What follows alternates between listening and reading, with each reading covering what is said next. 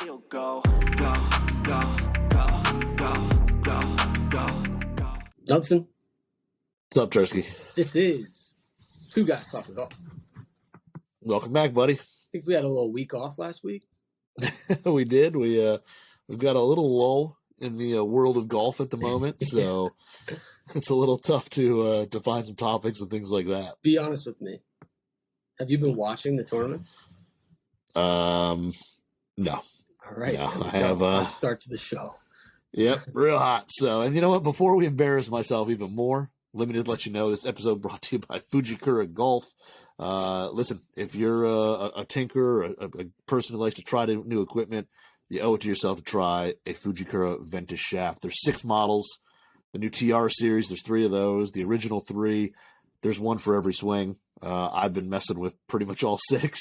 I've been gaming the TR Red, which is a great little more of a high launch or higher mid-high launching shaft, low spin. But if you want to find a Fujikura shaft, check out FujikuraGolf.com. They've got a search function. They've got 500 dealers across the country to go get fit.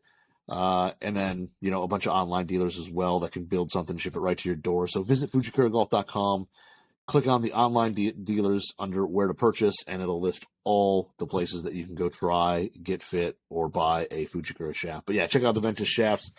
6 of them. It's crazy. There's like I said, there's one for every swing. Heck, there might be multiples for every swing. If you're going to listen to anyone about golf shafts, it's probably Knutson. Because no one tests more than him. That's right. Actually, all 6 are behind me. I kind of forgot. All 6 of those shafts are behind me. So. You didn't forget. You kind of did. You put them there intentionally.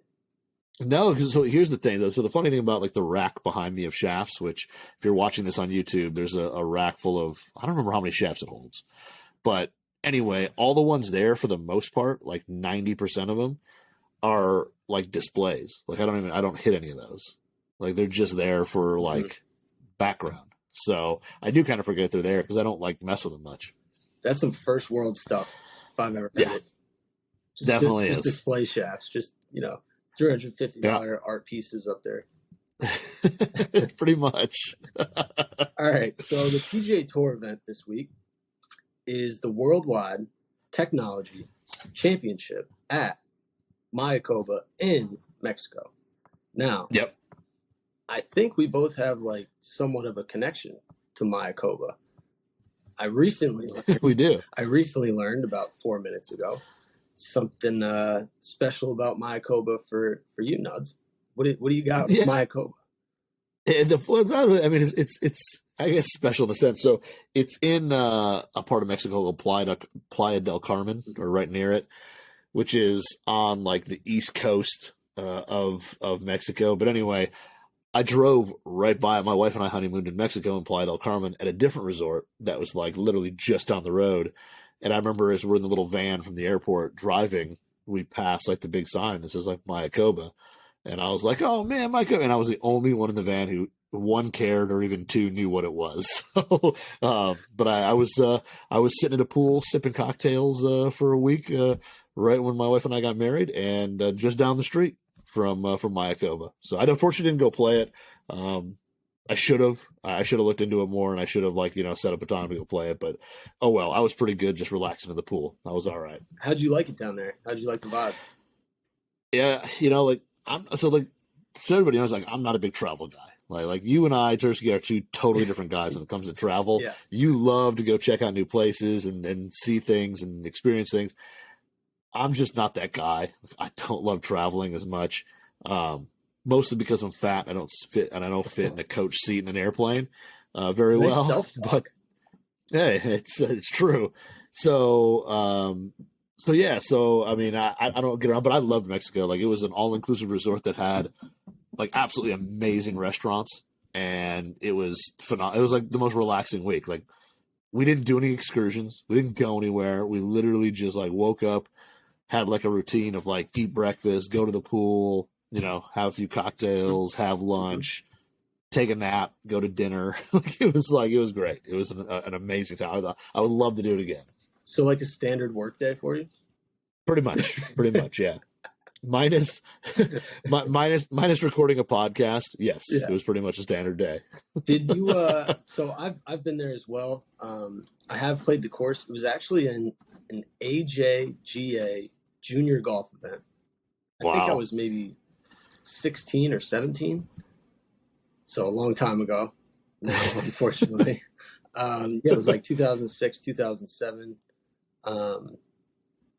They really treated us like PGA Tour players. Really? Like, they set it up just like the tournament. They had leaderboards and, our little nameplates like behind us on the driving range. Awesome. Wow. Yeah, it was a really high-end type event. I remember the course not being really that difficult, and it just like eating me up for some reason. It gets really windy down there, and especially back then. I spun the ball way too much, and I would hit it way too high when I kind of like missed it, and I didn't control it too well. So my ball was just going up and throwing the blinkers on. I had no control. I think I probably shot like 74, 77. Something really disappointing to like fly down all the way to Mexico and, finish like 38th. But it was a great experience. I still remember it. The little villas in there. Yeah. It's like a little Disney World. And you just have to like travel around in golf carts, and they're great about the shuttle system. It's just like really kind of a 5-star type place. But it was cool to feel like a PGA Tour player. I did not shoot like one when I played. I was going to Google it and try to find exactly what I shot, but I didn't have the heart to. So if anyone's listening and is curious, you could probably Google it. I'm sure AJGA still has all the results up. For sure. I'm after the show records, I'm totally looking at it. I guess I just snitched on myself, but it is what it is. Can't go back now. I'm not a professional golfer. Okay, so Mayakoba. What do you got on the tournament itself? Anything interesting other than Justin Rose's irons, which we are going to get into? Yeah, really that's kind of about it. There's not a whole lot right now. We're kind of in that lull of, we're going to start seeing a ton of releases here shortly. Yep. But we're kind of in that lull of we're just not there yet. There's a bunch that still happen, though, which we are definitely going to talk about. Yeah, there are a handful there. When you look down at there, unfortunately, I don't think Greg's there. You're not there. Mexico's unfortunately not one that we sent you guys to. But the few things, that I've seen out of there, like I said, Rose's irons, it's really about it that I've really kept track of this week from those guys, because there have been a couple launches end of last week into this week that are retail based. So I've been kind of seeing those more, but other than Rose, I haven't really kept up with a whole lot of what's going on down there. Yeah. So obviously me and Greg, not in Mexico, weren't out there last week, but we're going to be back in Houston next week. Yeah. Then we'll be out at Sea Island. Then I think there's a couple weeks off, and then where do they go next? Is that the father-son? It might be PNC after that, because then I think it's PNC, and then do they head to Hawaii for the 2 tournaments there? It's not the Sony anymore. What's it, like the Century Tournament of Champions, and then something else? I think there's 2 events over in Hawaii, and then they come back. Century and then the Sony. I think the Sony. Maybe, yeah. The Sony's in Honolulu, and the Century Tournament of Champions is Maui. We'll see if I go to them. I'd like to go to both. If our bosses are listening, you'd like to go. Yeah. Well, it's all about the content. Has nothing to do with the location. It has nothing to do with the fact that you went to school over there and want to go back to the old stomping grounds. No. Okay, so Justin Rose. We'll just do Justin Rose since we don't have too much gear news out of there. We're not there, so we don't have in hands and secret behind the scenes info. But we do have some awesome Justin Rose irons. Now, I think this is all going to be Adam Scott's fault, looking back. He really started something. I feel like when we spotted those Adam Scott irons and just kind of like the way they took off, I think that was the Memorial last year. Right around. Like the buzz they created and how cool they were and how personalized they were. Like, he got the offset, the top line. He got everything he wanted out of the irons, and they looked awesome, nice and clean. Like, It advertised his logo. I know we've talked about this on this show before. I can't remember exactly why, but me and you were kind of the belief that that's just going to keep happening. Yeah. Guys want exactly what they want, and now there's kind of a system where they can get it. It's more normalized out there to not just play like, something that's already out and, get a little custom grind on it and let's go. Now it's a lot more personalized, and Justin Rose is another one in that list. So he just dropped them. Was it on his story? Yeah, I think that's where I saw it. Instagram story. I watched it, probably like everyone else, and just like, what am I looking at there? Yeah. What do we got? I guess my first instinct, all you could see was the JR logo, which is black and red, black and maroon. Yeah, black and red. And all you could see was the logo and then a really clean looking iron. Immediately for me, I said it was probably Miura, but I wasn't positive. And I think we just put something out on our Instagram, just asking people what they thought it was. Yeah. And the response was vast. I mean, people were definitely guessing a bunch of different companies. There was a lot of Miura guesses, and as it turns out, they are. Yeah. Now, we don't know exactly what the difference is in design. I haven't seen what they look like from a dress or the face or anything like that. Haven't seen the irons in person. But Justin Rose was responding to our DMs a little bit, and because he commented on our Instagram post, and he said that Custom Golf Works, not WRX, WORKS. I think they're out in England, but they're a fitting studio that helps guys build up their clubs, get fit into the right clubs. I think they were really the reason why he was playing 620, Titleist 620 MBs around US Open time, because he got fitted there, hit every single iron, and ended up using the Titleist 620s back then.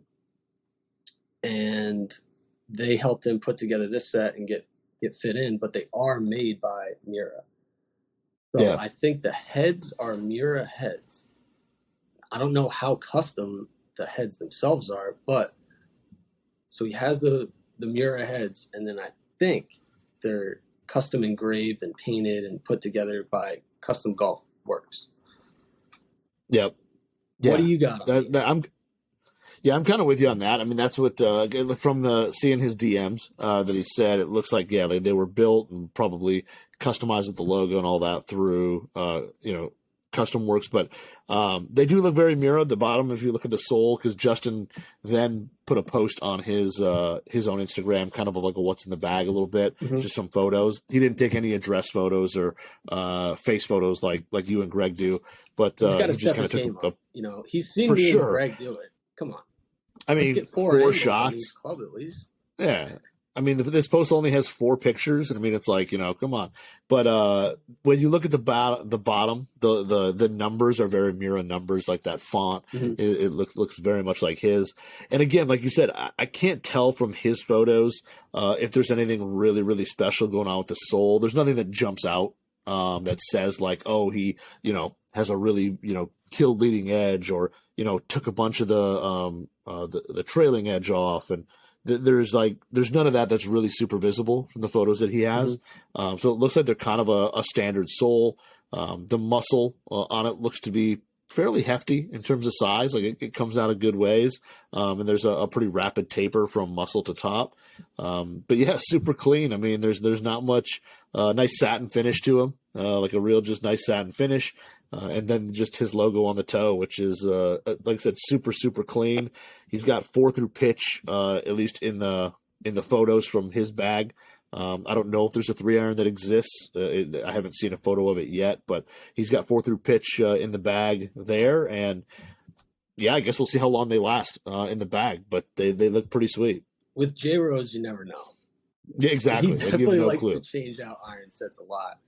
I was kind of going back through just from the what's in the bag photos that we took. It's been about 4 or 5 the last 2 years. They're all And different. then if you go back 3 years, then he was, tested a bunch of different Hama irons, and going through that whole process. Did he have? I don't have my phone. I'm not looking at my phone right now.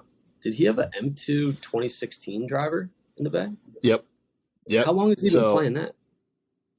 I don't know. I don't think that long, to be honest. I mean, he had the Titleist stuff in the bag for a while. He's still got the stealth fairway woods in the bag. He's got a 3-wood, 5-wood. But yeah, he's got a M2 8.5, a 2016 M2 8.5 head. And it looks like set to standard loft on there with a Ventus, probably black. You can see the VelaCore logo, but I can't tell for sure if it's blue or black or if it's TR model. But it's definitely not a TR because it's not that light blue. But it's either a blue or a black. And yeah, I don't know how long he's had it because I don't remember seeing it in any of the other What's in the Bags. He hasn't posted anything else of it, in terms of like his bag or anything like that. So this is the first I'm seeing it. It looks super clean, like in terms of like the sole doesn't have a ton of wear. So it doesn't look like so it's got that speed pocket right behind the face. Mm-hmm. And the ridge that goes from face to the speed pocket, it doesn't even really have any T marks on it, like where you could tell that he was like bashing balls. So I'm wondering if it's a fairly new head that he had laying around from maybe 2016. Maybe he had this like as kind of a backup piece or something like that, and now it's in the bag. But the sole looks super clean, doesn't have many marks on it, and yeah, it's but that's a solid driver, man. It was kind of like a unicorn piece back in the day, man. I remember when those came out in 16, all the pros were hyping the M1 because that was like the flagship model, the movable weights. And then like halfway through the season, a bunch of guys were all in M2. Like it was Wasn't not. it Tiger's fault? Yeah, he was in M2. I mean, everybody like DJ was M1, and then after a few weeks or months, whatever, he was in M2, and then everybody switched over to that M2, and that thing's just a really good driver, and the fairways are like arguably maybe even better than the driver. Yeah, I'm surprised if he's going to go with the M2 2016 driver, just fill it out with the fairway woods too. Yeah, why not? And then he's got the old high toes in there too, like the old MG. I don't know if they're the original. I think they're the Mill Grind 2 high toe wedges. He had the old ones. It doesn't have the new ones in. I think me and Rose are going to have a conversation. It's my I think so. It's my understanding that he is going to Houston. Who knows if the JR blades are still going to be there? But I need the backstory. I need photos from a dress. I need to figure out what made him go back to an M2 2016. I do think like we've probably talked about this a million times on the show, but I always like to preach the good word. That's one of the best like budget drivers that you can get. Oh. It's one of the best drivers probably like ever made. I don't want to go too crazy with it, but I think it still holds up. I mean, obviously a PGA Tour player of Justin Rose's caliber is still throwing it in the bag. I think that's always a clue in to like golf fans, golf consumers, that they can use any driver that they want. It's not like he's on contract to play a 6-year-old TaylorMade driver, like he's just testing everything and trying to find what's right for him. So yeah, I just always encourage golfers to hit and try as much as you possibly can, including used equipment as well. Like maybe you never had that driver and you don't have it in the garage, but you can always go to a local shop or a fitter and try one out. And you can get one probably pretty cheap on, third-party websites. I won't say any specifically, but they can be found for a pretty good price. I have, while you've been saying that, I quickly, one-handedly looked on a fairly popular auction site, and you can get one. Now they're a very popular auction site. Yeah, I wonder who that is. Hey, they're not sponsoring the show, so I'm not giving them any love. No free ad. So depending on the condition, because there are some that have seen a good amount of use, you're going to get one between $130 and $200. Wow. So, I mean, there's a couple that are over 200, but I don't know why. I mean, I think the person's just greedy. I don't see any reason why theirs is more than others, but like a 9.5 stiff in decent condition, $139, buy it now, $15 shipping. So $150, $155, it's in your bag. So yeah, I mean, really for that kind of money, it'd be tough to beat. I don't know what the fairways cost, but I mean that driver for under $200, if you're somebody just looking for, heck, if you got a backup bag that you just want to mess around and put some stuff in, I mean, this would be a great backup bag driver. So there's a buy it now button. I wonder what website you're on. You know, I'm not going to tell you. I'm not going to tell you. I'm going to let you figure that out. But it just goes to show you golf doesn't have to be expensive. But if you do have the money, Nelson, tell me about these Callaway Great Big Bertha clubs. So a great transition from inexpensive to not inexpensive. We're going to two extremes on that one. Yeah, so if you're not familiar with Callaway recently, so Callaway they've been doing kind of a higher end club for a few years, and they called it the Callaway Epic Star. And they've done it for a little while, and basically it's using their latest technologies, super high launch, super forgiving, and they're made for kind of slower club head speeds, people who need help with distance and getting the ball in the air. And they've come out with the latest version of this, and it's called the Great Big Bertha line. And the Great Big Bertha line is all brand new, and basically everything in there is super multi-material, a lot of carbon fiber, a lot of tungsten, a lot of titanium, and there's it's basically they're not cheap. I think driver wise is like $699 or something like that. Yeah, $699. But it's got a little different design. It's got forged carbon, so there's kind of different ways to do carbon fiber. Most of the ways that you see in golf is sheet, like it's woven carbon fiber. So it's a sheet basically, and they attach the sheets and they put them in different layers and they shoot resin in there and they make a carbon fiber piece. Forged carbon is basically taking those sheets and sheets of carbon and then chopping them up. And then instead of laying them in, they basically sprinkle the pieces of carbon and then shoot it with resin. And the biggest difference is the forged carbon, you can make it into more intricate parts. Like you can put more, more detail into the piece. Where some carbon sheets, you kind of get limited to how many, say steps or how many, how complicated you can get. Forged carbon allows you to go into a lot more detail, still being lightweight, still being really strong, all that. So they got forged carbon out on the toe, a huge piece of it out on the toe on the driver. They got tungsten weights. The crown is actually a really cool, like metallic silver. It's a little lighter. It's kind of a metallic dark gray. So the woods look really good. They even got forged carbon on the fairways. The hybrids don't. It's got the hybrid I don't think has it. It has a kind of a little toe sticker, but I don't think it's actual carbon. It might be, but they make basically driver fairways and then irons. The wild thing is the hybrids go from a 3 hybrid down to an 8 hybrid. Oh my so if you want to rock a full hybrid set, what's the loft on that? They gotcha 32 degrees. Jeez.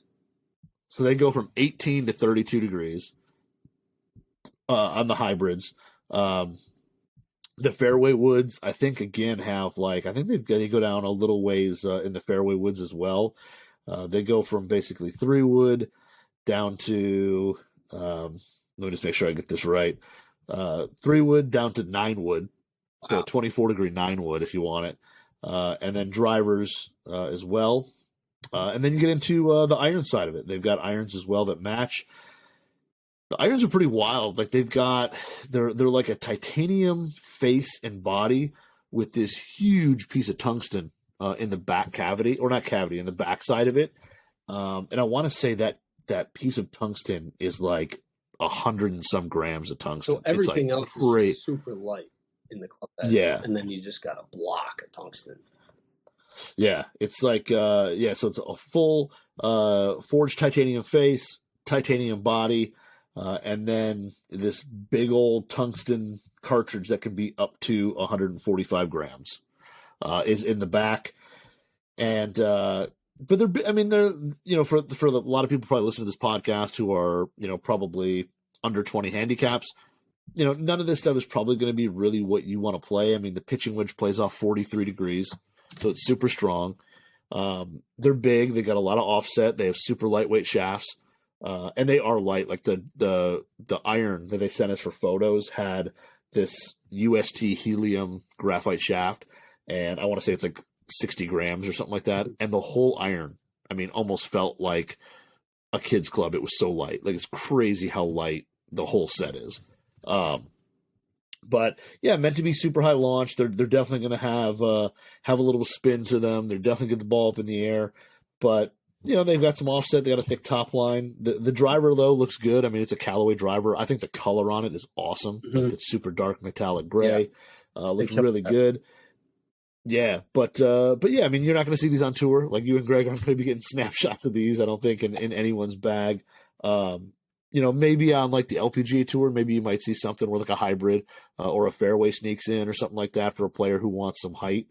But I think on the pro level, these things just are not gonna. They're probably gonna produce too high launches with really high spins. So, the thing I like about it is that it shows yet again a golf company totally pushing the limits with doing something. I mean, and yes, a full titanium head isn't anything new, but it's pretty interesting to have a forged titanium face, a titanium body, tungsten sole, a carbon kind of badge. All that stuff going together is pretty cool, and it shows that as much as you think drivers and clubs that we're reaching the end of technology and what you can do, we're not. Like, it's still a long ways to go. So, but the iron sets are not cheap. Then they start at like $3,200 a set, so they're not cheap. I think each iron is quite expensive. So, like a 4-through pitching wedge set.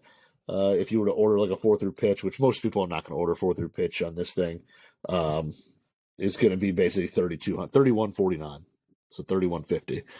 So I have a lot of questions, but I do have a lot of questions. But I want to start with those are very expensive irons, and it really makes me want to do a loft against loft with like a really old Great Big Bertha iron, or I could even do like a lefty test.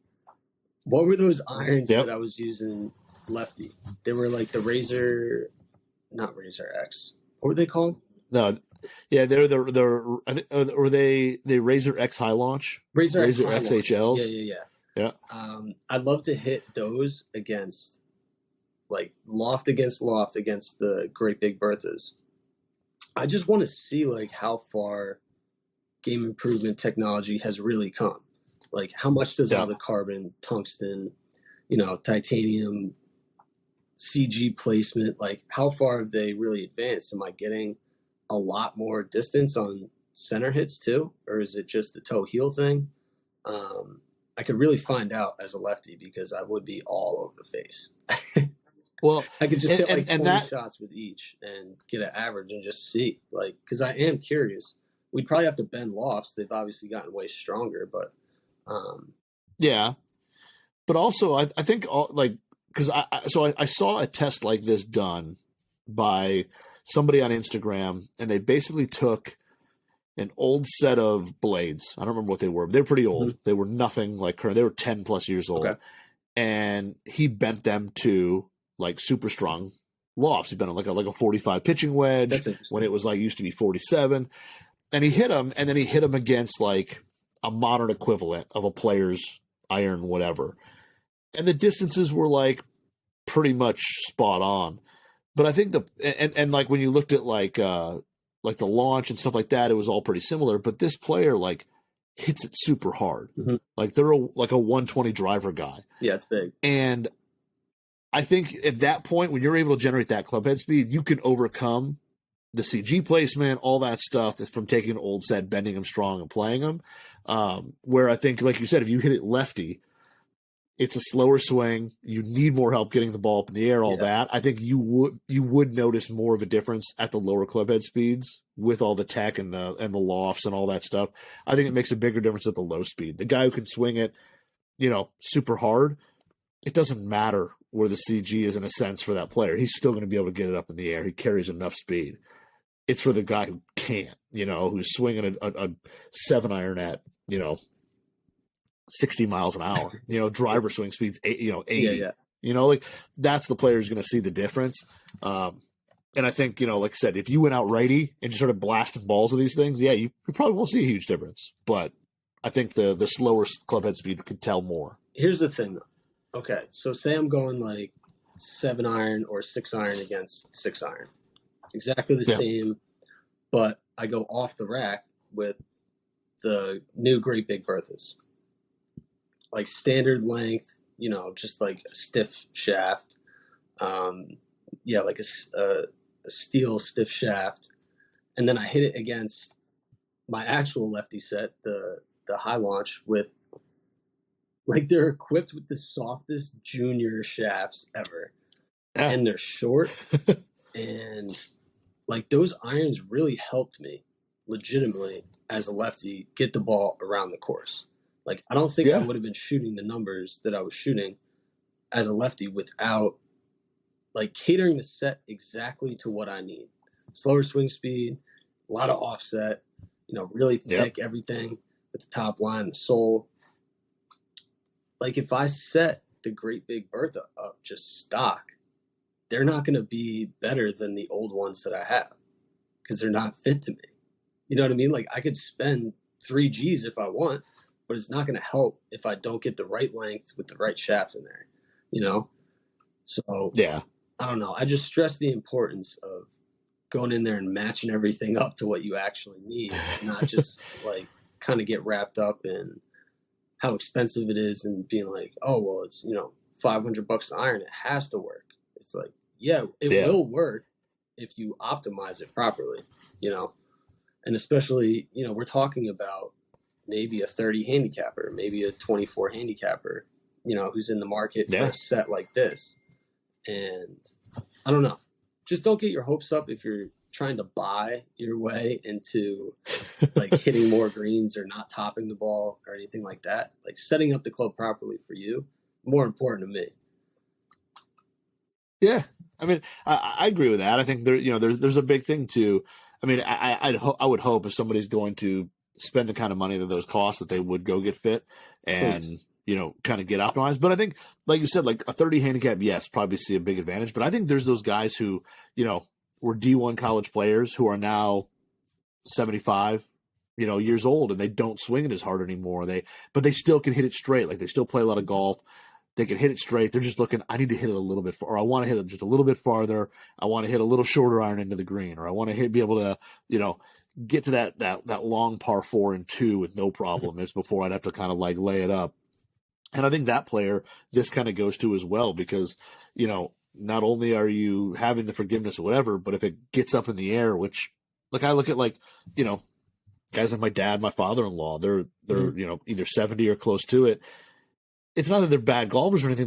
They don't hit it very high, and if they hit it higher, they're going to be able to hit it a little farther. It's going to hit the green and actually hold. It's not going to have to hit the front of the green and roll all the way back. I mean, there's a lot of advantages to something that launches higher and goes a little bit farther for those players, even if they're better players. I mean, that's what the 8 hybrid's for, isn't it?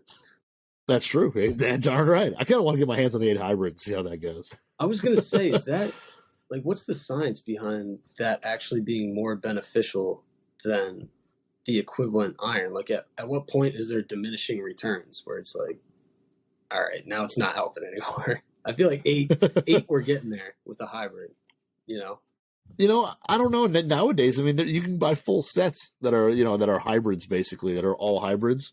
So I think there's still some advantage. Now, the weird thing about 8 would be, it would just look weird being so short and having a hybrid head. It's how I felt. But I think even with I was testing out an 11 wood for a little bit, and it looks like you're looking down at a pitching wedge, but it's obviously not a pitching wedge. It just feels like if I catch it wrong, it's going to come hit me in the face.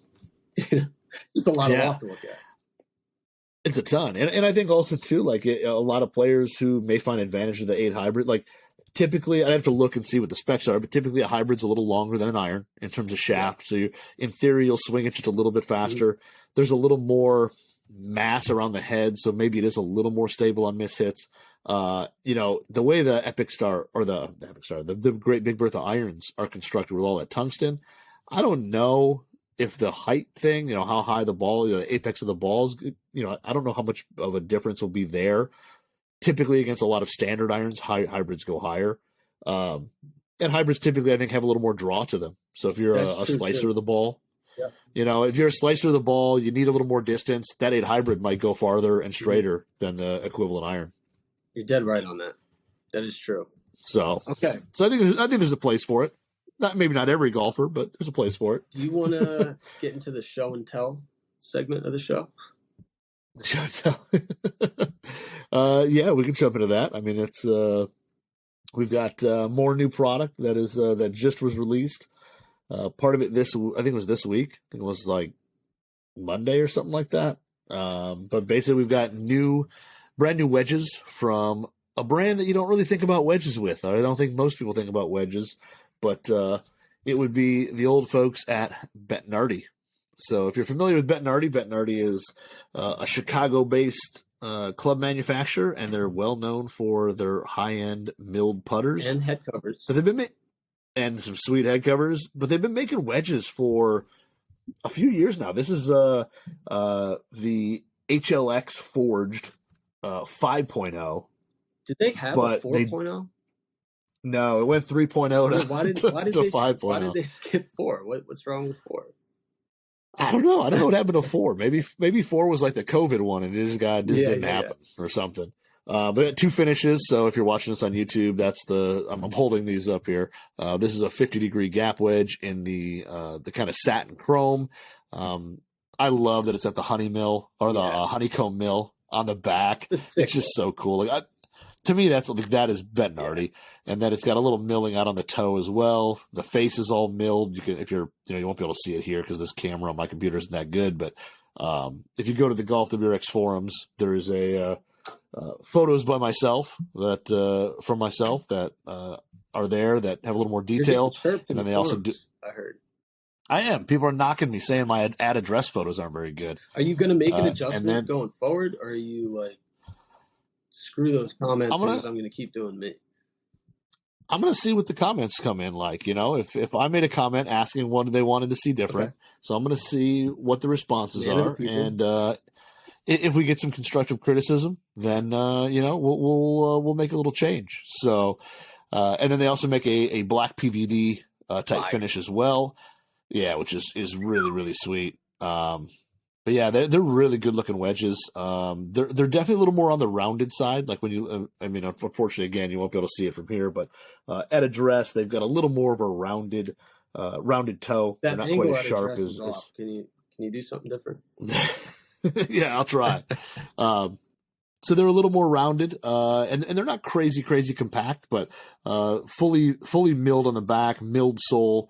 Like a lot of brands do now, so they can kind of precisely put the grind, bounce, all that they want on it.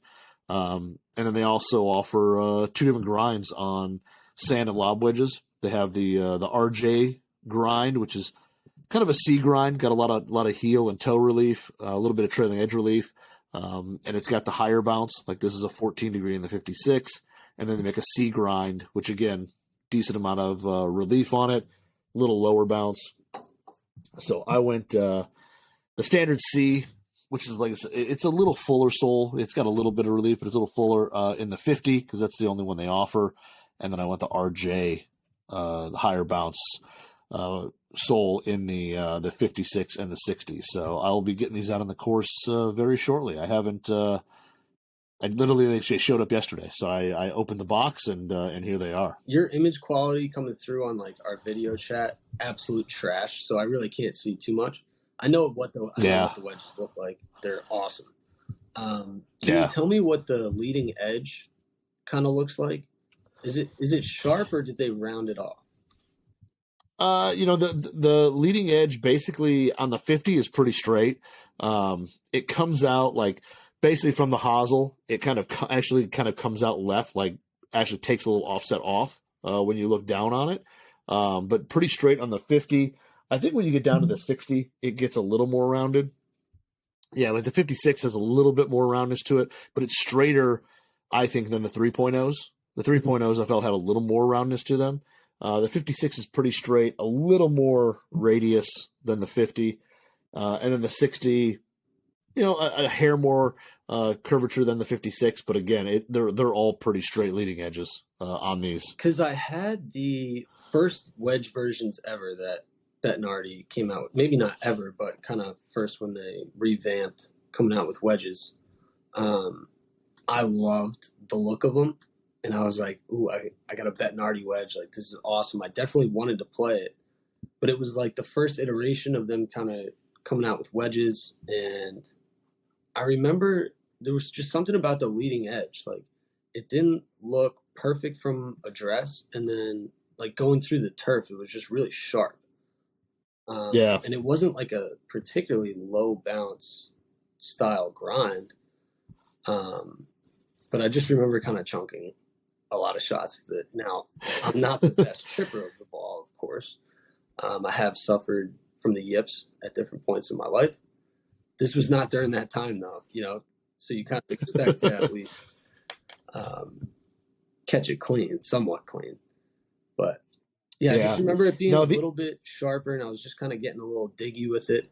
And instead of grinding off the leading edge like a pro would or a tinkerer like yourself, I just stopped using the wedge.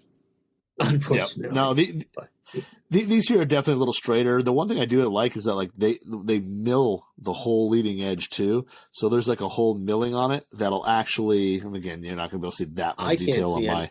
You're blurred and but.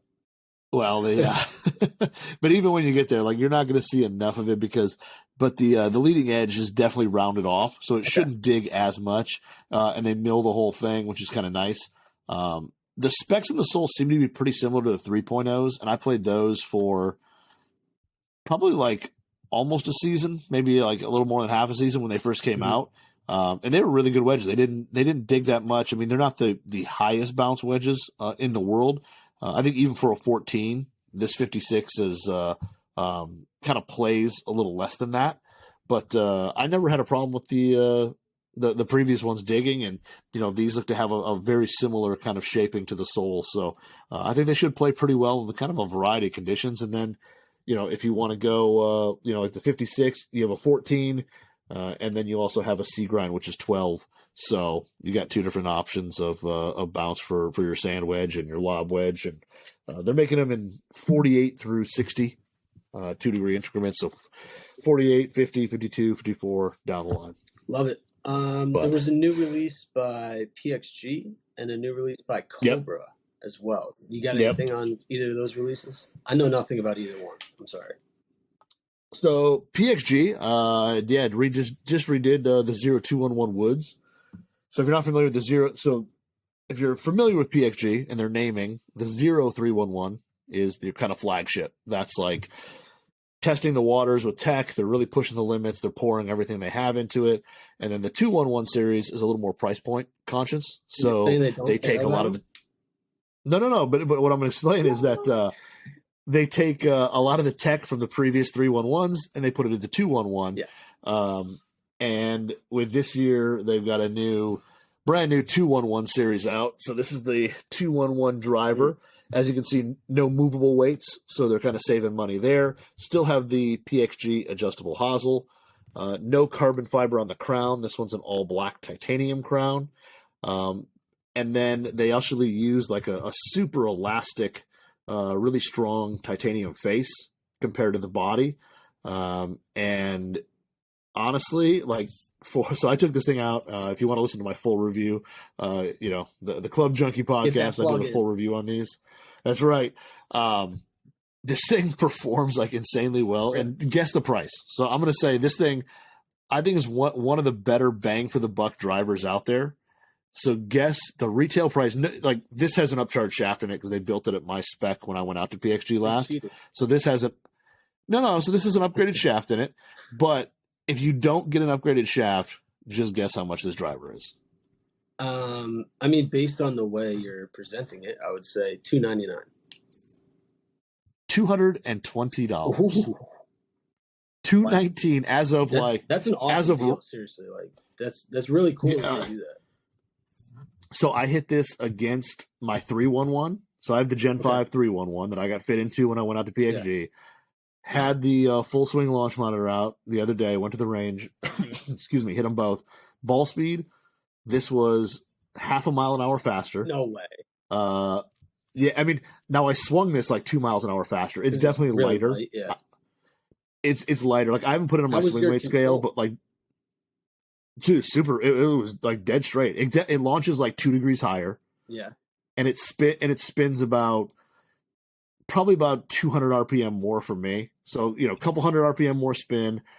For me, it was about 2 degrees launch higher because they're the exact same heads. They're 12-degree heads turned down 1. But this one launched about 2 degrees higher, but ball speed was almost dead even. And distance-wise, I technically hit this one a little farther because I hit it higher. And like I said, it only spun like a couple hundred RPM more. I do think you could probably benefit just in general from hitting it a little higher with a little more spin. Like every time you miss it. Oh, yeah. Like we were just over at the Titleist fitting. Every time I looked over and like you missed it, it would just be a really flat kind of pull duck hook, which is probably your miss, right? For sure. Yeah, so I could definitely see you benefiting from a club like that. And then they sent me a couple fairway woods as well, a 5 and a 7. I mean, the 5 is here. To save a little money and to add a little height to make it more forgiving, they did do away with the adjustable hosel in the fairways. Mm-hmm. So these have no adjustable hosel. Again, no weights on the back, no carbon fiber crown. So they, they're still high quality stuff. They still use a margining steel face, which is super hot. They just don't, to keep the price down, they keep some of that tech off of it that they just can't pack in here at the price. I hit 7 wood versus 7 wood, and my 0311 was a little better, a little farther, but that is a little different shaft and it's been kind of modified. But in terms of like ball speed and stuff like that, dude, these 211s are insanely good. Their ball speed was like, is the feel significantly worse? Dude, I like the sound and feel of especially the driver better than the 311. No way. It's low. It's lower pitch. Is what you're saying. Like that's what it sounds like. So again, what do you think these things cost? The driver's $220. What do you think a fairway wood costs? A 3 wood, 5 wood, 7 wood, whatever. No upcharge. Just stock shaft. They can't go less than like 179. 169. Wow. What a deal. Seriously. So, dude, honestly, like I think the sound and feel personally, it's a little more muted. Especially the driver, it's a little quieter, a little lower pitch sound on impact.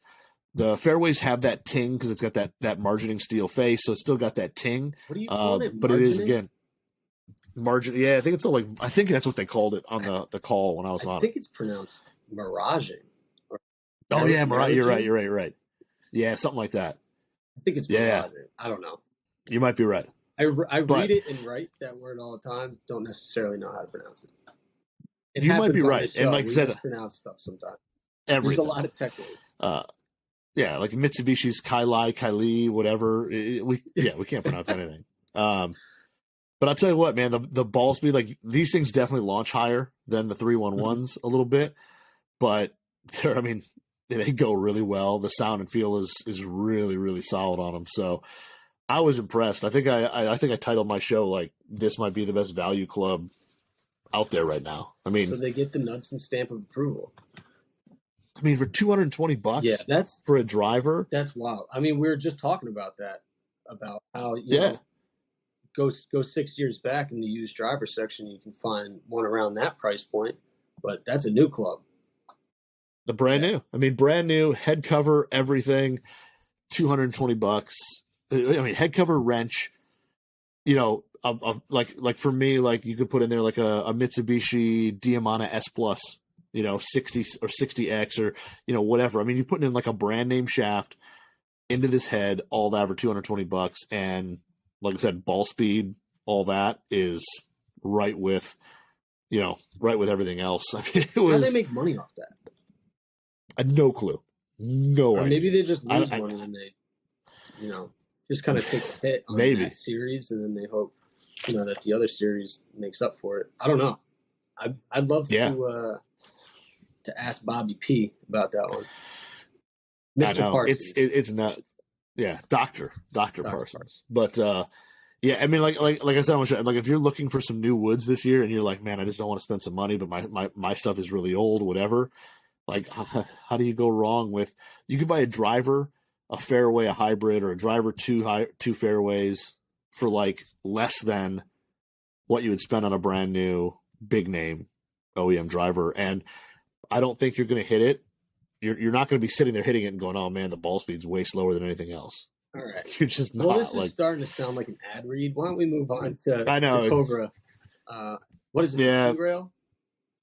So yeah, they got a new T-Rail, 2023 T-Rail, which I kind of forgot we were going to talk about, so I didn't grab it. But so the T-Rail is their full hybrid set of irons. So hollow body, and they have the two rails on the bottom, which Cobra is kind of famous for, that help with turf interaction as well as lowering that CG, like even beyond what they could do if they didn't have the rails. But it's a full hybrid set, and you can set it up like a couple different ways. They actually make so the 4-iron is a full-blown hybrid. Like it looks like a full-blown hybrid. It doesn't have an adjustable hosel or anything, but it's a full-blown hybrid. Has the whole rounded back, painted black, and then the rest of them are chrome face, just like an iron, but they have a back to them that comes out a little bit, and you see a little bit of it on the back, and it's a little chunky. Don't get me wrong; this isn't made for, these are not to be competing with the Rev 33s. They're not razor thin, anything like that. But they've got a high quality look to them. The faces are all milled. They've got that hot face, which is Cobra's technology to kind of manipulate the face thicknesses to increase the sweet spot. The full hybrid you can get in 4, 5, and 6 iron. And then the iron hybrids you can get in, I think, all the way 4 through pitch. So I think you can kind of customize the set a little bit to how many hybrids you want, how many irons you want, and kind of build it however. Even the pitching wedge is a hybrid. It's got a back on it. It's hollow bodied. But yeah, they've got the rails on every club. They're trying to lower that CG, make them super forgiving, launch really high. And then they, like I said, the whole thing is built to be basically a whole bag full of hybrids, and basically easy to get in the air, super straight, super long.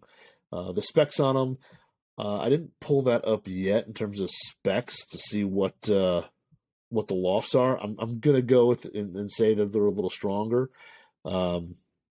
Yeah, pitching wedge. Well, not that strong. I mean, pitching wedge plays off 44, so pitching wedge of 44, 7 irons 29, which is a little strong. But yeah, I mean, these things are built for 7 iron. Yeah.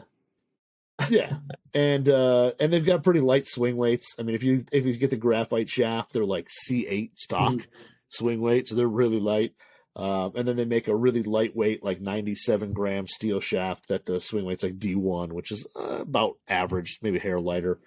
But I tell you what, the hybrids, like the irons, everybody's going to rip them apart because they've got big, thick top lines, and they've got a ton of offset. Which, again, the player who's going to play these they don't care. They just want to hit it better.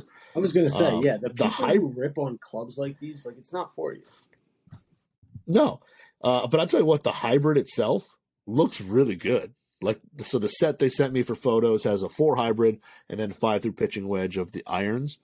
The 4 hybrid actually looks pretty solid, man. Like it's a good looking hybrid. Like if you were playing this set, or even if you're like a better player, to get the T-Rail 4-iron and slap like a matching shaft to your iron set in it, it just has a good shape to it.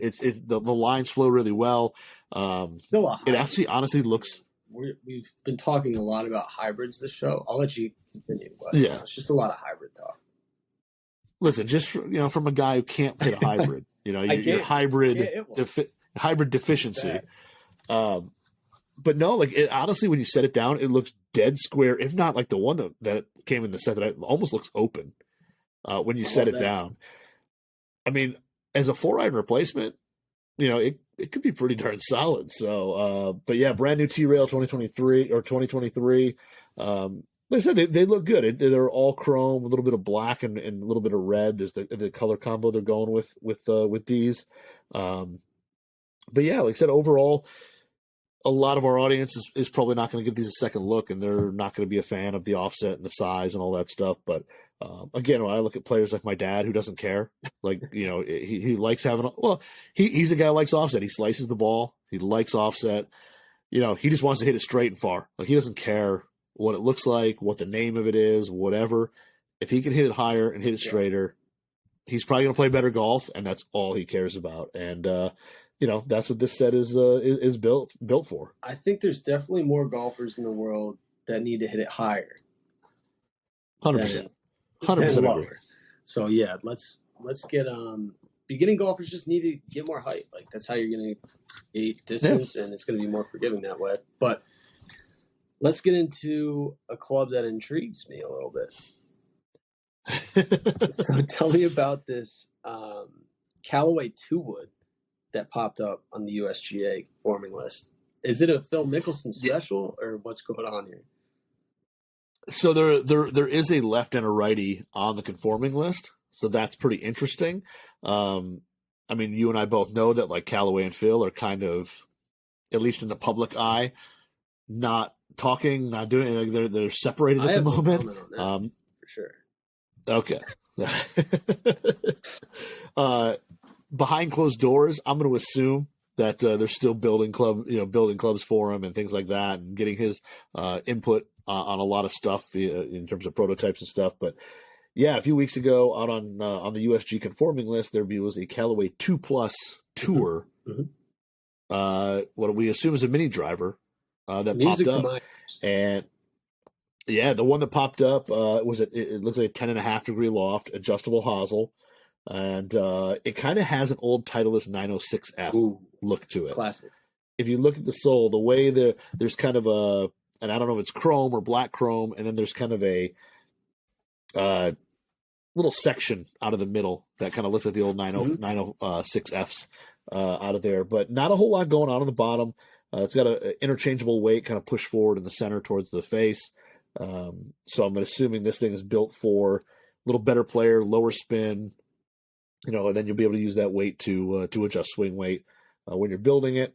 But no real name on it other than just 2+ Tour. Like, it doesn't have, if you want to call it like Rogue ST2 or whatever the next line of woods is, there's nothing there to hint to like what that name is going to be. If it is going to be a Rogue or another Epic, or, if they're going to go back to some type of Big Bertha, whatever, none of that stuff is on this head. But it is pretty simple. There's not a whole lot. There's a big 2+ with like kind of a target circle out on the toe where it says Callaway.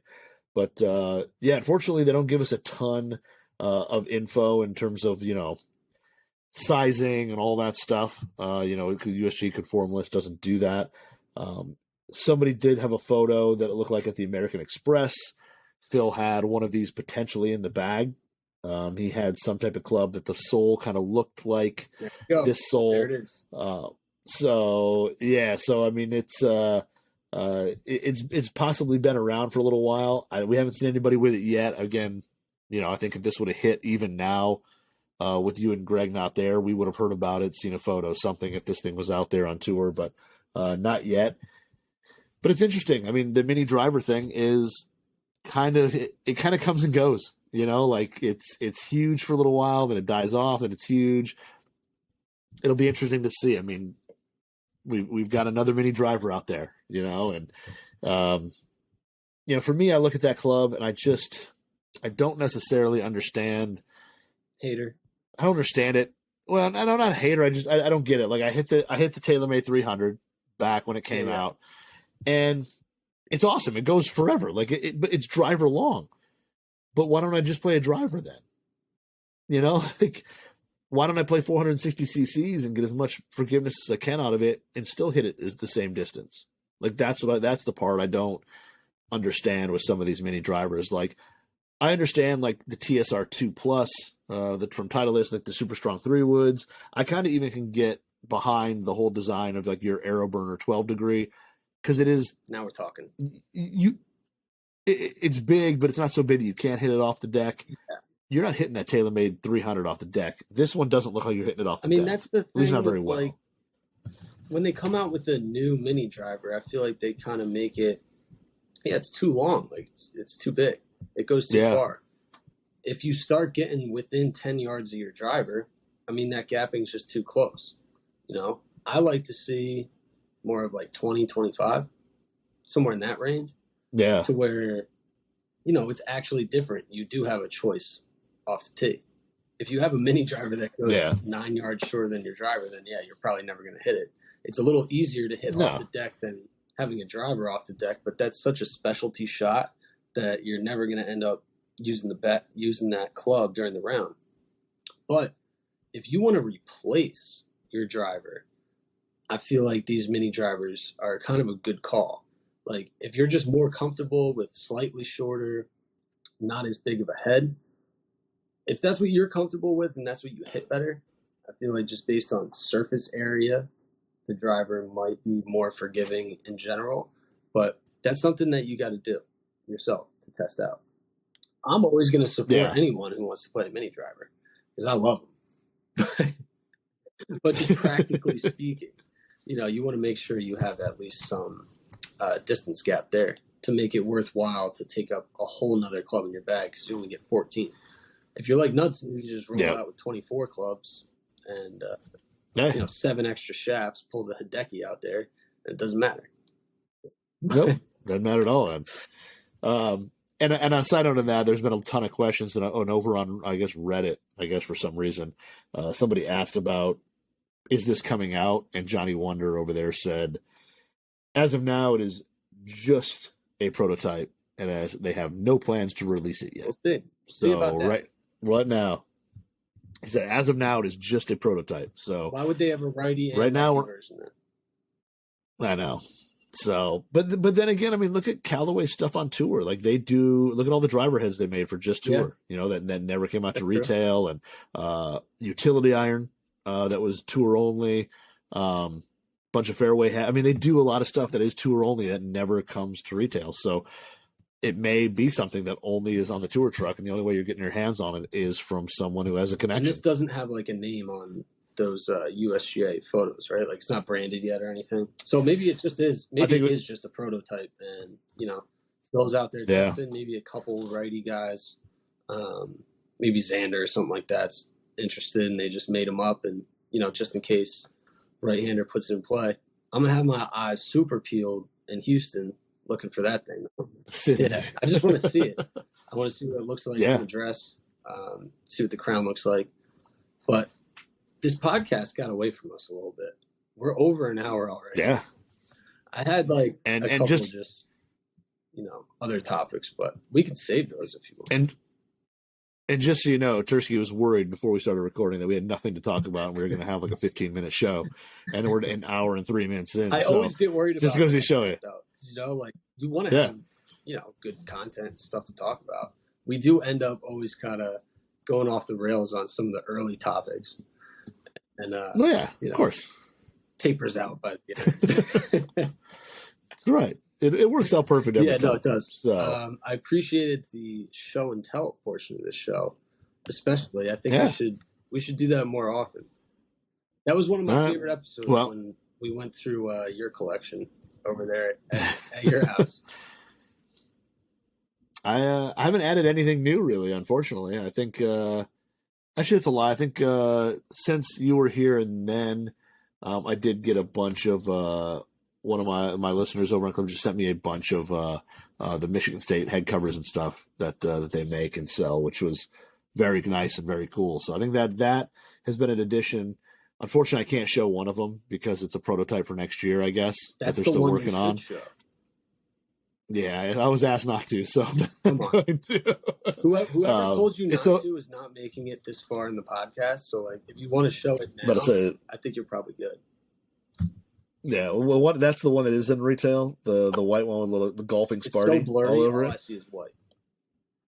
Hopefully it's the image is a little clearer.